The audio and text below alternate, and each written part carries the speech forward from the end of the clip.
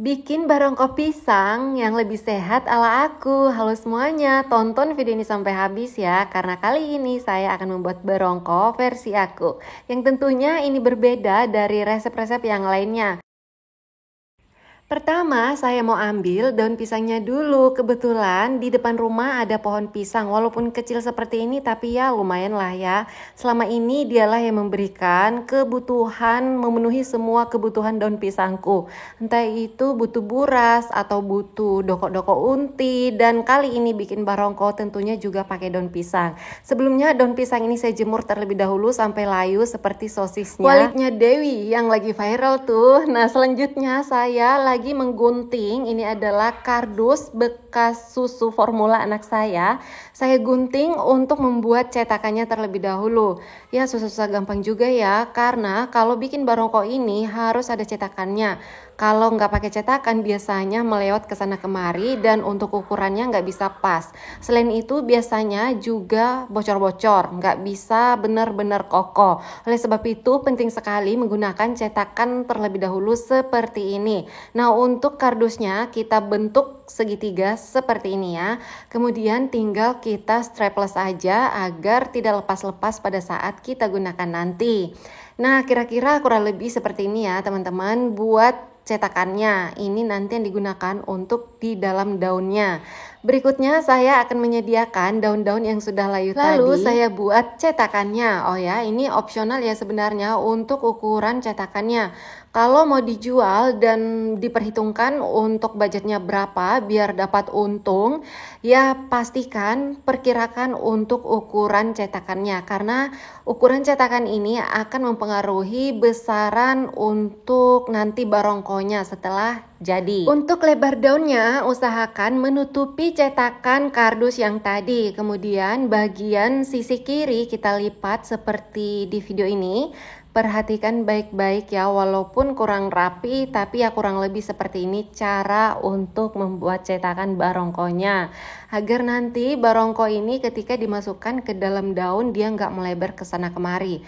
Karena untuk adonan barongko itu kan cenderung encer ya, kurang lebih kayak air gitu, sehingga kalau cetakannya bolong atau daunnya keras dan pecah-pecah biasanya akan keluar ke samping-samping. Itulah sebabnya fungsinya untuk daun pisang ini dijemur dulu agar layu. Jadi nggak semua layu itu nggak baik ya. Terkadang layu itu dibutuhkan pada saat seperti ini. Oke, langsung aja kita taruh di sini dulu ya. Agar kenapa? Agar tidak terbongkar untuk cetakannya. Karena ini susah banget ya, kalau terbongkar ya repot lagi, harus bikin dari awal. Oke, sekarang saya lanjut ulangi ya. Karena kenapa? Karena biasanya untuk hal-hal yang diulang-ulangi akan lebih nempel di ingatan. Tapi ini hanya berlaku bagi teman-teman yang belum tahu sama sekali cara membuat cetakan barongko. Kalau teman-teman udah yang profesional, udah sering bikin, di skip-skip aja ya bagian yang ini. Nah, di sini saya berikan daun lapisan ya, bagian dalamnya kayak gini. Fungsinya agar nanti barongkonya itu tidak pecah-pecah, tidak keluar-keluar ke samping-samping. Langsung saja kita buat lagi untuk cetakan berikutnya. Pastikan daun bagian atasnya tertutup sempurna sampai nggak kelihatan tuh cetakan kardusnya. Lalu sisi kiri kita lipat perlahan-lahan sampai terlipat sempurna. Nah, kalau daunnya keras di sini nih biasanya kretek-kretek pecah kayak gitu ya. Apalagi pada bagian daun tuanya. Ini udah mulai terasa kretek-kretek di sini sebenarnya, tapi masih bisa lah diakalin. Kemudian untuk sisi sebelahnya lagi atau bagian ujungnya kita lipat juga. Nah, kalau kepanjangan kayak gini boleh langsung dipotong aja, buang semuanya hal-hal yang tidak bermanfaat atau tidak dibutuhkan. Kemudian dilipat juga untuk sisi sebelahnya dan bagian ujungnya kita potong digunting kayak gini ya. Ini bagus banget ya. Jadi untuk daunnya sebenarnya itu juga mempengaruhi. Kalau daunnya lebar biasanya untuk hasil cetakannya juga lebih bagus. Tapi kalau daunnya kecil atau keras, pecah-pecah kayak gini biasanya akan mempengaruhi hasil cetakannya setelah dibuat. Oke, lanjut ke bagian pisangnya. Mohon maaf ya, ini untuk pisangnya udah hitam banget atau udah kematangan. Jadi langsung aja satu sisir lebih 5 biji saya buat barongko sekaligus.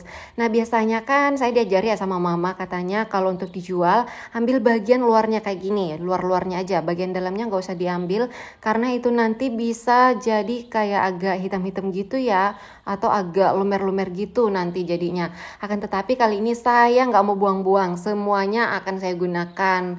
Toh juga buat dimakan sendiri ya, jadi mungkin untuk nilai estetikanya agak kurang. Tapi kalau untuk dijual disarankan memang gunakan bagian luarnya saja. Nah, di sini saya pakai media gelas untuk menghancurkan atau melumatkan semua pisang ini.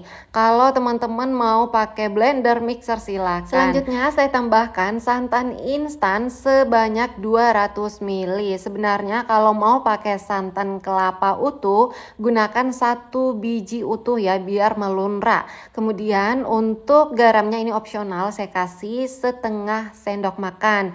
Lalu saya tambahkan susu karena kenapa? Karena saya menggunakan santan instan. Lalu saya kasih vanili cair.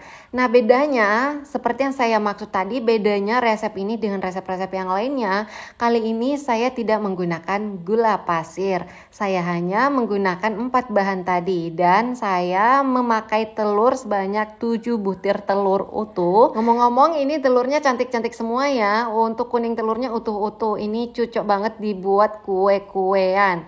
Lalu setelah semua bahan-bahan masuk tercampur, saatnya untuk diaduk rata lagi. Lalu kita masukkan ke dalam cetakan tadi yang sudah dibentuk satu persatu. Di sini untuk satu bungkusnya saya menggunakan 2 sendok sup aja seperti ini ya. Bisa disesuaikan selera masing-masing.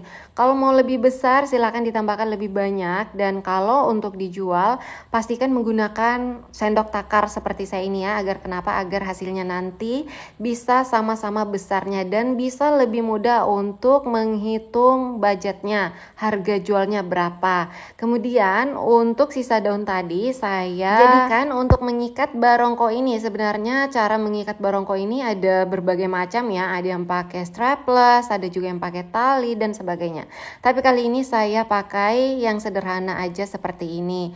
Karena saya takut kalau menggunakan strapless ya, pernah kejadian sekali. Untuk straplessnya ketika setelah dibuka pada saat mau dimakan hilang entah kemana. Tahu-taunya ternyata tercampur masuk ke dalam makanan. Jadi untuk mengantisipasi hal seperti itu, akhirnya saya gunakan pengikat barongko menggunakan daun pisang seperti ini.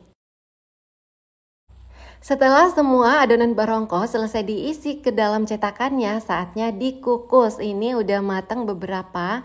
Jadi karena panci saya kecil ya teman-teman, akhirnya saya kukusnya 2 kali. Boros juga ya, tapi nggak apa-apa. Nah, ini dia jadinya lembut sekali dan masih ada serat-seratnya. Sengaja saya buat seperti ini, nggak kasih gula karena kenapa? Karena kandungan kalori dan karbo di dalam 1 sendok gula itu sebenarnya cukup tinggi. Jadi saya siasati dengan skip gulanya. Akan tetapi rasanya masih tetap manis karena kenapa? Karena manis dari pisang kepo itu sebenarnya udah cukup memberikan sensasi manis pada barongkonya. Selain itu juga gurih. Gurihnya terdapat dari santan dan juga susu UHT tadi. Dan juga ini ada proteinnya karena menggunakan beberapa butir telur. Ini pokoknya enak banget dan juga insya Allah masih sehat selagi dimakan dalam porsi yang cukup. Oke, sekian dari saya. Terima kasih sudah menonton sampai habis.